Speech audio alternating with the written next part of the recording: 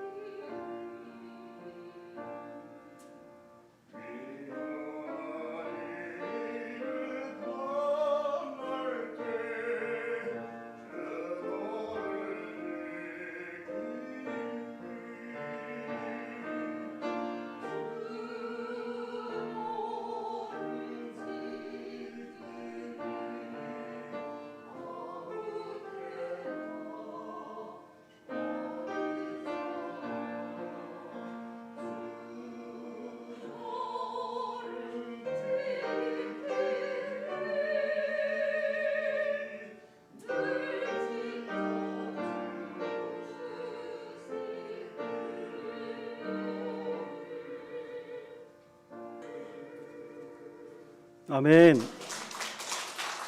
우리 한광희 목사님, 김은경 권사님 특별 찬송 감사드립니다. 오늘 본문 말씀 베드로전서 1장 1절에서 7절 말씀 중심으로 하나님의 보호하심이라는 말씀의 제목으로 이 시간 하나님의 말씀을 함께 나누도록 하겠습니다. 베드로전서는 로마의 네로라는 왕이 이스라엘 백성들을 박해하기 직전에 쓴 첫 번째 편지입니다. 세상의 환난을 대비하기 위해서 그리스도인이 어떻게 대처해야 하는지를 기록한 책이라고 보시면 좋을 듯합니다. 베드로도 불같은 시험과 환난을 초대교회 성도들과 함께 당하며 네로보다 조금 먼저 순교한 베드로가 마치 유언과도 같이 쓴 글이 오늘 우리가 읽은 편지의 글의 첫 번째 서론에 해당됩니다. 희망찬 새해 2022년이 밝았습니다. 하지만 올해의 전망은 그리 밝지 않은 것이라 예상이 됩니다. 희망보다는 절망을 보며 우리의 마음도 소망도 어디에 두고 새해를 시작할지 모르는 만큼 암울한 마음이 들 뿐입니다. 그러나 오늘 본문은 나그네 같은 인생을 사는 우리들에게 산 소망이 되신 예수 그리스도를 바라보라고 말씀으로 권면하고 있습니다. 흩어진 나그네들에게, 팔레스타인을 떠나 사방으로 흩어진 유대인들에게, 그리고 바로 오늘 우리들에게 생명의 말씀은 오늘 우리에게 절실히 필요한 말씀일 것입니다. 본문 2절을 보겠습니다. 곧 하나님 아버지의 미리 하심을 따라 성령이 거룩하게 하심으로 순종함과 예수 그리스도의 핏부림을 얻기 위하여 택하심을 받은 자들에게 편지하노니 은혜와 평강이 너에게 더욱 많을지어다 라고 말했습니다. 하나님은 태초부터 구별하여 택한 자를 세우셨다라고 말합니다. 여기서 택한 자는 하나님과의 관계성에서 말씀하고 있는 것입니다. 그런데 오늘 본문 1절에는 이 편지의 대상이 바로 나그네라고 말씀하고 있습니다. 여러분, 택한 자와 나그네는 전혀 다른 존재라는 것입니다. 택한 자는 하나님과의 관계성에서 내가 너를 택하였기에 나는 너를 안다, 나는 너를 책임진다, 나는 너를 보호한다 라는 전제가 깔려 있다는 것입니다. 여러분, 아무 관계없는 사람이 여러분에게 아버지라고 얘기하시는 거 본 적 있습니까? 지나가는 아저씨한테 아버지라고 얘기하면 별 미친놈이 다 있나라고 말하지 않을까요? 오늘 우리가 드리는 이 예배를 받으시는 하나님은 우리의 아버지가 되시고 하나님은 우리를 택한 자라고 부르고 계신다는 것입니다. 결코 1절에서 나타난 나그네, 이 단어로 사용하고 있지 않다는 것입니다. 왜냐하면 나그네라는 그 단어의 원뜻은 세상에서 불이익을 당하는 자라고 말합니다. 여러분, 이런 사람들이 우리 주변에 너무 많이 있습니다. 혹 여러분 가운데 나는 나그네와 같은 인생을 사는 것이다 라고 마음을 먹은 사람이 있을지 모르겠습니다. 이 말씀을 들으면서 여러분의 생각을 바꾸시기를 주의 이름으로 축복합니다. 여러분은 나그네로 부르지 않으셨습니다. 지나가는 사람처럼 지나가면서 오시기지 스치는 수많은 사람들 중에 여러분들은 특별히 구별하여 선택했다는 것을 여러분은 이 말씀을 들으시면서 아멘으로 화답하시기를 주의 이름으로 축복합니다. 바로 택한 자는 하나님이 부르신 자입니다. 바로 이스라엘 백성을 말하고 그리스도인들을 말하는 것입니다. 하나님 아버지의 미리 아심을 따라입니다. 앞으로 일어날 장차의 모든 일을 미리 아시는 그분께서 바로 오늘을 우리를 택하시고 우리를 인도하신다고 말씀하고 있습니다. 본문 3절을 보겠습니다.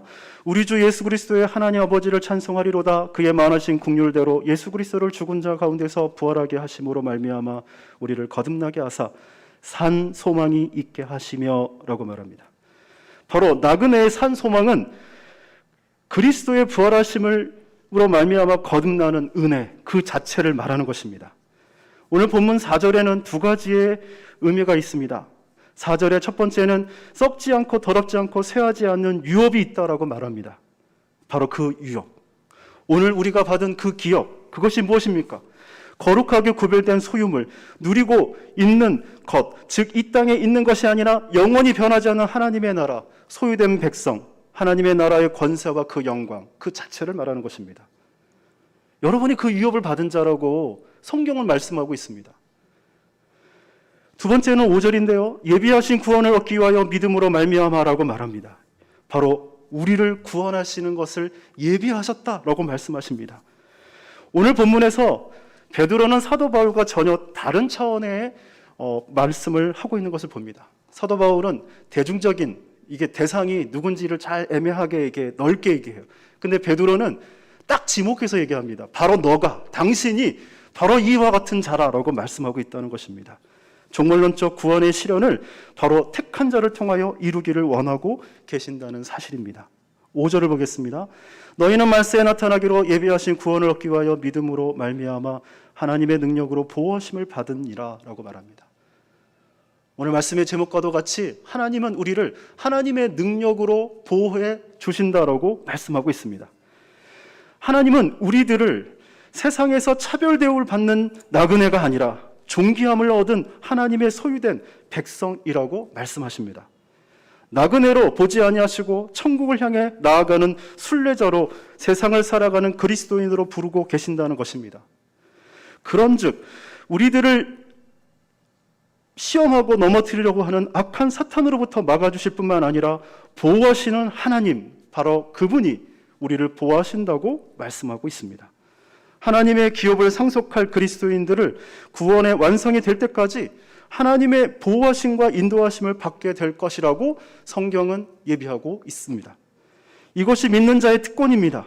그리고 권한입니다. 결코 여러분은 혼자가 아니라 보호받을 권리가 있는 존귀한 자라는 것을 잊지 마시기를 주의 이름으로 축복합니다. 여러분, 하나님을 믿는데 우리가 죄인으로 불렀기 때문에 주님 우리 옆에 나올 때는 죄인의 모습이지만 주님은 오늘 우리를 죄인으로 보지 않으신다는 것입니다. 택한 자, 내가 너를 보호한다고 말씀하고 있습니다. 사람이 인생을 살아가다 보면 외로울 때가 있습니다. 누구한테 의지하고 싶은 때가 있습니다. 그런데 자식을 의지했더니 실망만 있습니다. 재물을 의지했더니 우리 마음에 허전함만 있습니다. 명예를 쫓아봤더니 남는 것이 하나도 없습니다. 여러분, 누구를 의지하며 사는 것이냐, 이게 굉장히 중요한 인생의 문제라고 봅니다. 여러분, 어리석게 세상 사람들이 믿고 의지하는 것을 따라가지 않기를 주의 이름으로 축복합니다. 베드로는 그리스도인들과 함께 고난받으며 이 편지의 글을 썼습니다. 장차 받을 그 불같은 시험을 이길 수 있는 자가 되기 위해서는 너가 바로 하나님의 관계 안에서 택한 자라고 성경은 우리에게 말씀하고 있습니다. 하나님의 보호하심은 우리가 요구해서 제공되는 것이 아닙니다. 하나님의 생명의 위협을 이을 자이기 때문에 보호하신다는 것입니다. 악한 세력에 노출되지 않게 피할 길을 주실 뿐만 아니라 아버지의 미리 아심으로 거룩하게 지켜주실 뿐 아니라 예배하신 모든 것을 허락하신다라고 말씀하고 있습니다. 우리의 노력으로가 아닌 하나님의 은혜로 하나님 아버지의 자녀로 대접받게 될 것이라고 말씀하고 있습니다.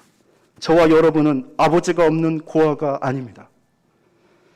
하늘 아버지가 우리의 보호자이시며 우리의 피난처가 되시며 우리의 억울함을 풀어주는 변호자가 되신다는 것입니다. 하나님 아버지의 보호하심으로 우리가 온전하게 세상 앞에 설 수 있기를 여러분 기억하시기를 바랍니다. 내 뒤에 이 모든 우주의 만물을 창조하신 여호와 하나님이 지키고 계시는데 많은 그리스도인들이 세상 앞에 섰을 때마다 죄인처럼 고개를 숙이며 부끄럽게 살아가는 모습을 결코 보기를 원치 않는다는 것입니다.